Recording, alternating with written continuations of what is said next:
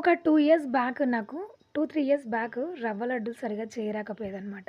చేస్తే అవి ఎలా అయ్యేవంటే కరెక్ట్‌గా క్రికెట్ ఆడితే క్రికెట్ బాల్ అయినా 6కి విరిగిపోతుందేమో గానీ, నేను చేసిన రవ్వ లడ్డు ఇరిగేది కాదనమాట. కానీ ఈసారి మాత్రం చాలా పర్ఫెక్ట్‌గా వచ్చింది. ఈసారి కాదండి చాలా పర్ఫెక్ట్‌గానే వస్తుంది. ఎందుకంటే నేను ఇలా ప్రాసెస్ మార్చుకున్నాను గాబట్టి. 1:30 కప్పు రవ్వని లో ఫ్లేమ్‌లో మంచి సువాసన వచ్చేంత వరకు వేయించుకోవాలి.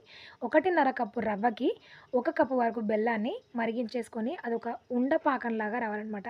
అలాగని ముదురు పాకం కాకుండా, ఇలాగని తీగ పాకం కాకుండా ఇలాగ వాటర్‌లో వేసి ఒక చిన్న బాల్‌లాగా అయితే సరిపోతదనమాట. ఇప్పుడు దీన్ని చల్లార్చుకొని అందులో కొంచెం ఇలాచీ పౌడర్ వేసేసుకోండి.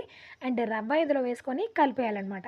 కలిపేసిన తర్వాత గోరువెచ్చగా ఉన్నప్పుడే ఉండను చుట్టేసేయాలి. లేదంటే అది గట్టిగా అయిపోతది.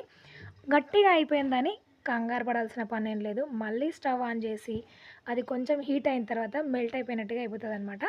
దాన్ని మళ్ళీ వేడిగా ఉన్నప్పుడే ఉండలు జుట్టేస్తే పర్ఫెక్ట్‌గా వస్తాయి. చల్లారిన తర్వాత క్రికెట్ బంతుల్లా కాకుండా చాలా సాఫ్ట్‌గా మీరు బైట్ చేస్తే ఈజీగా విరిగిపోయే విధంగా ఉంటాయనమాట. టేస్ట్ గూడా సూపర్‌గా ఉంటది.